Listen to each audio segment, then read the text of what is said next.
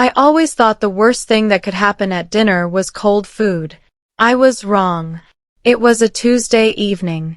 Eric had asked me to meet him at Bella's, our restaurant, the place we went on our first date, the place he proposed.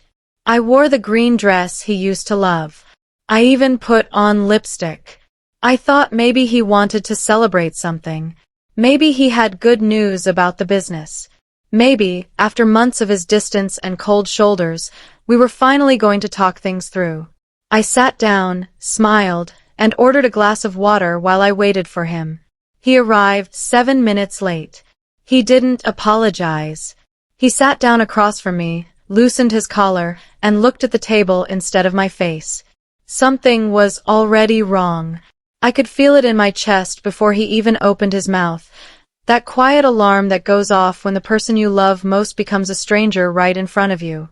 He said, "Naomi, I've been doing a lot of thinking." I nodded slowly. "I think I deserve more excitement in my life," he said. "I've been feeling trapped. I need something different. I need someone different." The restaurant noise faded.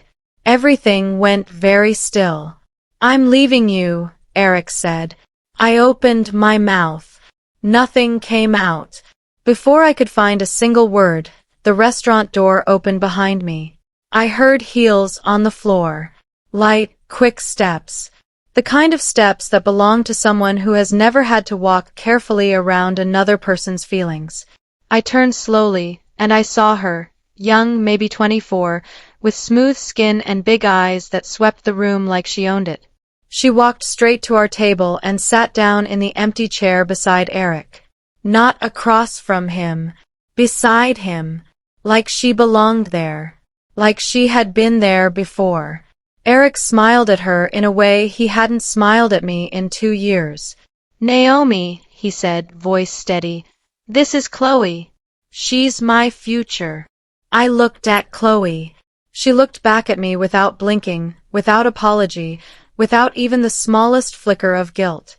She reached for Eric's hand and laced her fingers through his on top of the table. That was when I noticed the bracelet on her wrist. It was a thin gold chain with a small star charm. I had bought that bracelet as a gift for Eric on our 5th wedding anniversary. He had kept it in his nightstand.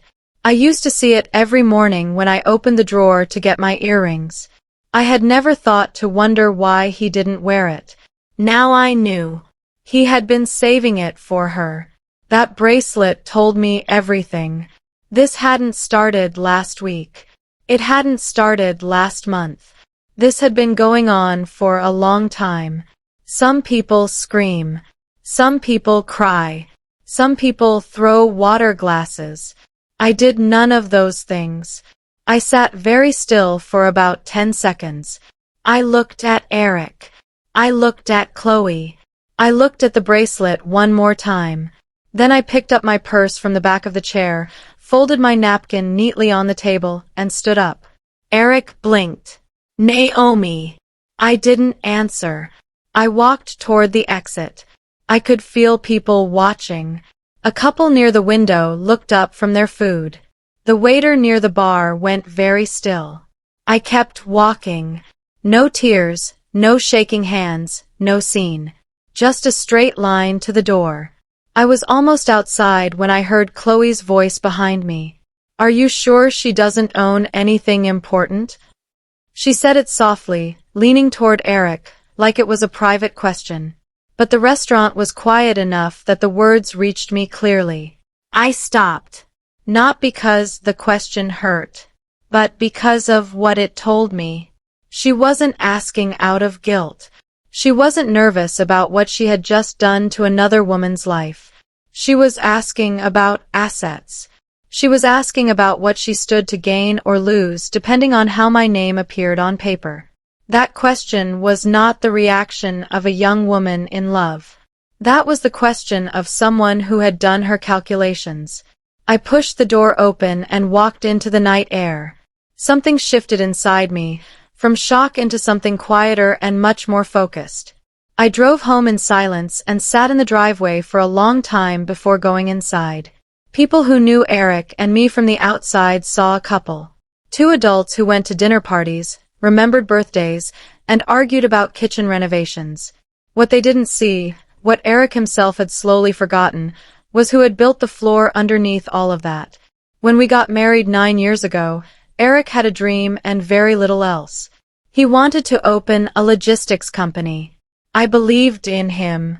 So I worked. I saved. I moved my own money carefully and quietly. I set up the accounts, structured the investments, and signed the funding agreements that gave his business its first 2 years of oxygen. The house we lived in was purchased entirely with my savings before we married.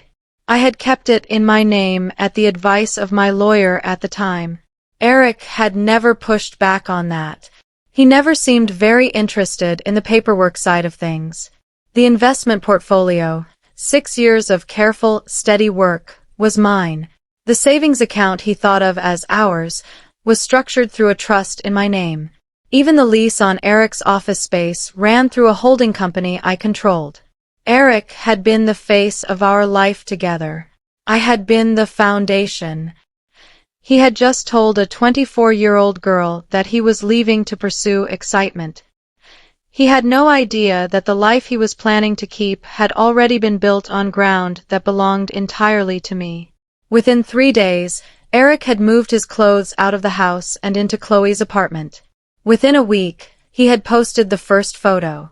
It was a picture of the two of them at a rooftop bar downtown, her head on his shoulder, his arm around her. He was smiling the wide, carefree smile of a man who believed he had just made the best decision of his life. The caption said, "New chapter. New energy. Living for today." I didn't comment. I didn't react. I looked at the photo for a few seconds and then put my phone face down on the counter. I noticed things in that photo, though. He was wearing a new shirt, a good one, the kind that costs real money. He was holding a cocktail that looked expensive. The rooftop bar was one of the most photographed spots in the city, the kind of place people chose because it looked like success from the outside. Eric had always known how to look successful. He called me once that week. His tone was smooth and easy, the way it gets when he wants something to go his way without effort. "I think we can keep this civil," he said. "Simple split. No drama. You're a reasonable woman, Naomi." I told him I agreed completely. "I'll have my lawyer send something over," he said. "That's fine," I replied. He sounded almost relieved. He had expected tears. Maybe a little begging. What he got instead was a calm woman who had already started making appointments of her own. My lawyer's name was Patricia. She had handled my financial structuring years ago when I bought the house, and she remembered every detail. I sat across from her 2 days after Eric's call and laid out everything.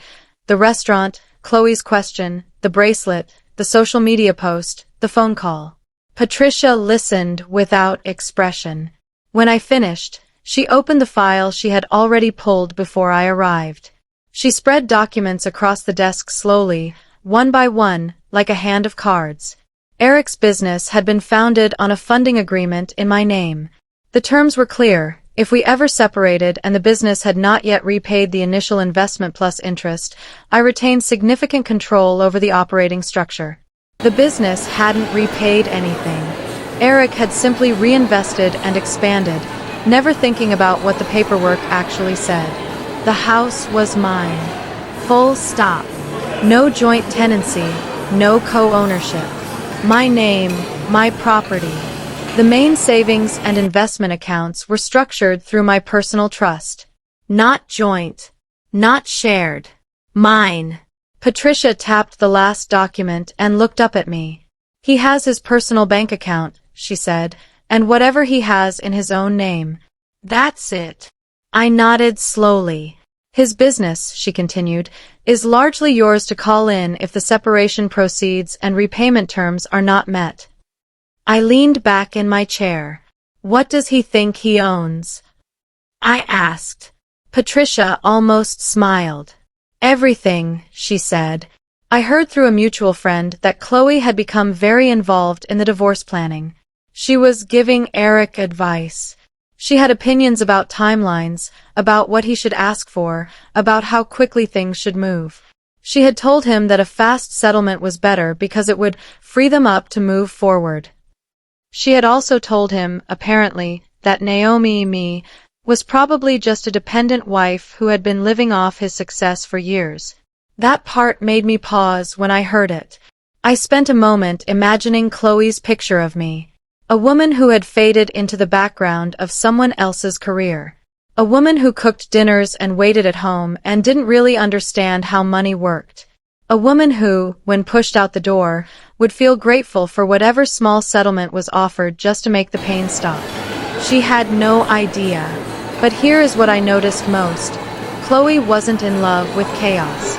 She was driving it with a plan. She was pushing for speed because speed, in a divorce, usually favors the person who has thought less carefully about the documents. Fast settlements almost always benefit the person with less to lose. She was trying to get Eric across the finish line before anyone looked too closely. That told me she was smart, possibly smarter than Eric. But she didn't know what I knew. She had asked the right question at the restaurant. She just hadn't been patient enough to find out the answer. I made a decision that surprised even Patricia. Tell his lawyer I'm open to a peaceful, uncontested divorce, I said. Tell them I want no drama and a fair process. Patricia set her pen down. Naomi. I mean it, I said.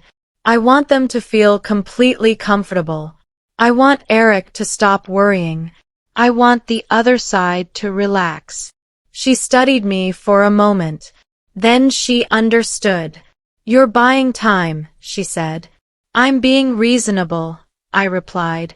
Like he said. Patricia picked her pen back up. How much time do you need? Not much, I said. A few weeks. Maybe 6. She nodded slowly. The strategy was simple. Eric believed he was the one with power. He believed he had made a bold move and landed somewhere better. He believed I was grieving, disorganized, and emotionally overwhelmed, quietly hoping he would come back. The longer he believed that, the less carefully he would watch his business accounts. The less carefully he watched, the more clearly the cracks would show once I stopped doing the quiet work I had always done. I had been managing things in the background for years. Smoothly. Invisibly. The way good foundations work. You only notice them when they're gone. Eric was about to notice. I went home that evening, made tea, and sat by the window for a long time. I felt something I hadn't expected. Not anger. Not sadness. Clarity. There is a long list of things I had been doing for Eric's business that Eric did not fully understand. Not because he was unintelligent, he wasn't. But because when someone else handles the complicated parts, you stop seeing them. They just disappear. Everything runs smoothly and you stop asking why. I had been quietly covering 3 credit lines that ran through the holding company. Every month, I moved funds to keep the balances clean and the interest from piling up. I had been paying the premium on the business insurance policy. I had been managing a rolling account that covered the gap between when suppliers sent invoices and when clients paid. I stopped doing all of it. Quietly. No announcement. No dramatic phone call. I simply stopped moving money I was no longer obligated to move.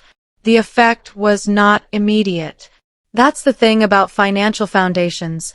They don't collapse on the first day. They erode. Slowly at first. A missed payment here. A late notice there. Small cracks in the surface that look like administrative problems before they start looking like structural ones. Within 2 weeks, the credit line balances began to climb. Within 3 weeks, the insurance renewal came up and went unpaid. Within 4 weeks, a supplier who had always been paid on time sent a polite but pointed email about an overdue invoice. Eric's phone began to ring more often. He didn't call me. Not yet. He was still in the rooftop bar phase, still performing the new life for the camera. He thought the calls were just noise. He thought it would sort itself out. It wouldn't. He called on a Thursday morning.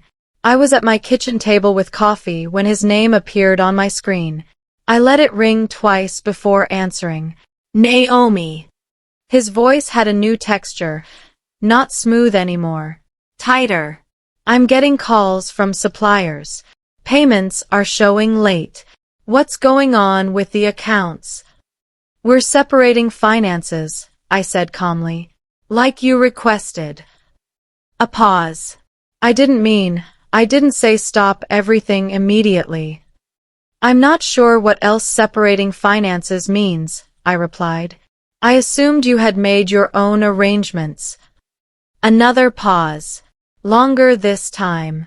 Some of those credit lines were running through your side, he said. They were, I agreed. So they just stopped? When two people separate their finances, I said gently, things that were shared stop being shared. I could hear him breathing.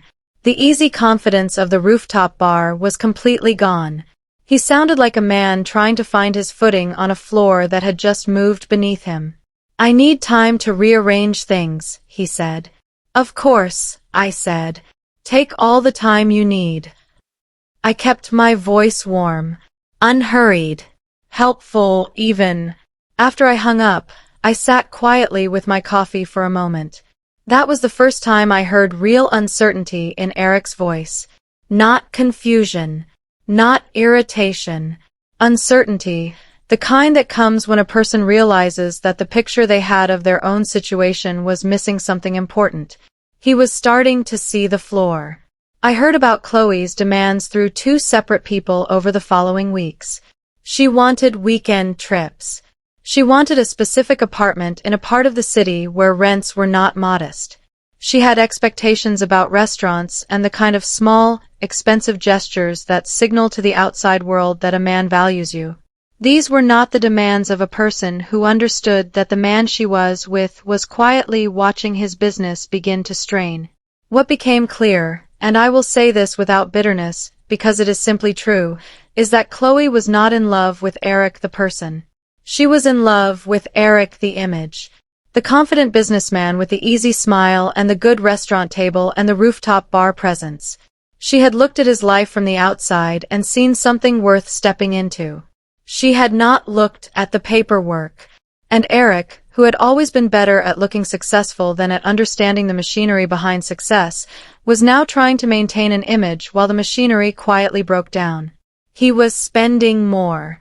His business was earning less because the operating gaps I used to cover were now creating delays that pushed clients toward his competitors.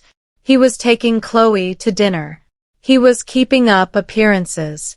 The math was moving against him faster than he knew. I felt no joy in watching it, but I did feel something like recognition, the feeling of seeing a situation clearly after a long time of looking at it sideways. I cut my hair. Not dramatically, just shorter, cleaner, more deliberate. I started running again, the way I had in my 20s before life got busy and I stopped making time for myself. I reorganized my home office and began calling contacts I had put aside for years. There was a small consulting firm that had approached me twice about a partnership. I had said no both times because Eric's business had always needed my background attention. Now I called them back. Within 2 weeks, I had a meeting. Within 3 weeks, I had an agreement. I also started attending a professional networking group I had ignored for years. The first meeting felt strange, like putting on clothes that used to fit and finding they fit better than you remembered. People introduced themselves, asked what I did, and listened when I answered. Not because I was Eric's wife, because of what I actually knew and could do. Someone at the third meeting asked if I would speak at a local business event. I said yes before I finished thinking about it. I stood at that podium 6 weeks after the restaurant and spoke for 20 minutes about financial structuring for small business owners. The audience was attentive. A few people took notes. Afterward, a woman introduced herself and said she had been looking for someone with exactly my background for a project she was developing. I gave her my card. I drove home that evening feeling like a person again. Not a supporting character. Not a background figure. A person with a name, a mind, and ground to stand on. The story, as Eric had told it, went something like this. His wife had not grown with him. She was comfortable and safe, but not inspiring. He had made a brave choice to pursue the life he truly wanted. Chloe was his fresh start, his proof that life still had electricity in it. Some people believed that version. For a few weeks, anyway. But the truth has a quiet way of leaking when you're not watching. A colleague of Eric's mentioned to a mutual friend that the business had been missing payments. Another person noticed that Eric had canceled 2 dinners at the last minute, something the old Eric never did. One of the couples who used to come to our dinner parties stopped responding to Eric's messages and quietly reached out to me instead. I never said a negative word about Eric to anyone. Not one. I didn't need to. I simply showed up to things. I answered questions honestly when people asked. When someone asked how I was doing, I told them I was genuinely well. And when someone danced around asking what had actually happened in our marriage, I would say something like, we had very different ideas about what we were each contributing. That was true. It was also enough. The thing about a reputation built on image is that it requires constant maintenance. The moment you stop performing, the cracks show on their own. Eric had stopped watching his image from my side of the fence. He had no idea what it looked like from there. The divorce proceedings began formally in the 8th week. Eric arrived at the first session with his lawyer, a confident man in a charcoal suit who clearly believed this would be a routine matter. Eric sat across the table from Patricia and me with the relaxed posture of someone who had already decided how the afternoon would go. Then Patricia opened her folder. She placed documents on the table one at a time. The house deed. The investment trust. The savings account structures. The funding agreement for Eric's business, 12 pages, signed by both of us 9 years ago, with repayment terms that had never once been met. Eric's lawyer leaned forward. He read quietly for a moment. Then he read again. Eric watched his lawyer's face and began to understand that something was wrong. The business funding agreement, Patricia said calmly, gives my client the right to call in repayment of the full principal plus interest in the event of marital separation. As no repayment has been made in 9 years, that amount is significant. Eric's lawyer asked for a recess. During the break, I sat in the hallway and drank water from a small plastic cup. I didn't feel triumph. I felt something quieter, like the satisfaction of watching a sentence finally end properly after years of it hanging incomplete.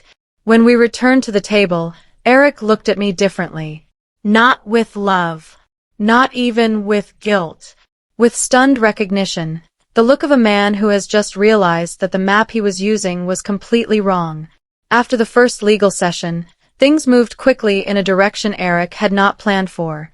His lawyer advised him that the business funding agreement was binding and enforceable. The credit lines that had gone unmanaged were now carrying late fees. 2 suppliers had put his account on hold, which meant he couldn't fulfill 2 pending client orders. One of those clients sent a formal notice of concern. Eric called me again. This time his voice had no performance left in it at all. I didn't know about some of those terms, he said. You signed the agreement, I replied. I trusted you to handle things, he said. I did handle things, I said. For 9 years. He went quiet. Naomi. His voice dropped lower. I'm in real trouble here. I know, I said. Can we, he started. Patricia handles all my legal communication, I said. You know that. I wasn't cold. I wasn't sharp. But I also wasn't going to step back into the role of the woman who quietly covered the gaps. That role had been given away the night he looked at Chloe across a restaurant table and called her his future. Meanwhile, I heard that things at Chloe's apartment were getting louder.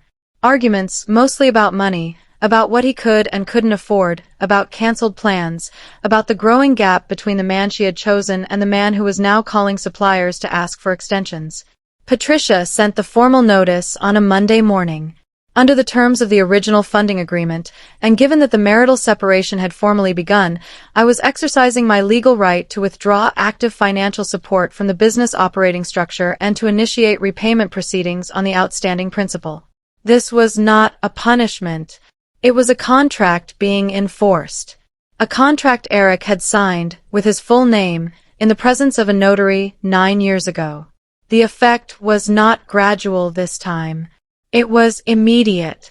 Without access to the operational account I had been managing, the business could not process payroll for that week. Eric scrambled. He called his bank. He called old friends who had money. He got partial help from one and a polite refusal from the other. By Thursday of that week, 2 of his 5 employees had received delayed pay and were asking questions. By Friday, the office landlord, whose lease also ran through the holding company, had been contacted by Patricia's office to clarify the ownership structure. Eric did not post anything on social media that week. I noticed that. The rooftop bar photos had stopped. The new chapter energy had gone very quiet. I was not happy about it. There is no pleasure in watching something fall apart, even when it was built on dishonesty. But what was falling was not something I had destroyed. It was something that had never been built on solid ground to begin with. Chloe left on a Wednesday. I didn't know the exact day at first. I found out through the same quiet network of mutual friends who had been keeping me loosely updated. But when I heard, I wasn't surprised. Not even a little. The way I heard it described, one morning she packed a bag while Eric was on a call with a creditor. She left a note on the kitchen counter. It said that she hadn't signed up for this level of stress and that she hoped he figured things out. By the weekend, she was at a different restaurant with a different man. I saw the photo. She was smiling the same way she had smiled the night she sat down at our table and placed her hand over Eric's. The same easy confidence. The same complete absence of guilt. She had looked at Eric's life from the outside and seen something worth stepping into. When the inside stopped matching the outside, she stepped back out. Eric was left alone in an apartment he could no longer comfortably afford, with a business operating at a fraction of its previous capacity and a phone full of calls he didn't want to return. I sat with that for a moment when I heard it. Not with satisfaction. With something more like tired recognition, the feeling of having understood months ago what would happen, and then watching it happen exactly that way. He had chosen excitement over substance. He had found out what excitement looks like when the bills arrive. He came to the house on a Saturday morning. I heard his car on the driveway and looked through the window before I opened the door. He looked smaller than I remembered. Not physically, he was the same height, same build. But something about how he was standing had changed. The easy confidence that used to fill a room was gone. He stood at my front door with his hands in his pockets like a man who had run out of performances. I opened the door. "Naomi," he said. Just my name. Nothing attached to it. "Eric," I said. "Can I come in?" I stepped aside and let him into the hallway. I didn't offer tea. I didn't ask him to sit down. I stood near the door and waited. He looked around the house, at the walls, the furniture, the things he used to move through every day without noticing. Then he looked at me. "I made a terrible mistake," he said. "I got lost. She made everything feel like it was about me, about what I wanted, and I stopped seeing what I actually had." I listened. "She's gone," he said. "Obviously. You probably know that." I nodded. "I'm not here because of that," he said quickly, like he needed me to believe it. "I'm here because I'm sorry. Because I treated you like furniture and I told myself it was brave and it wasn't. It was just selfish."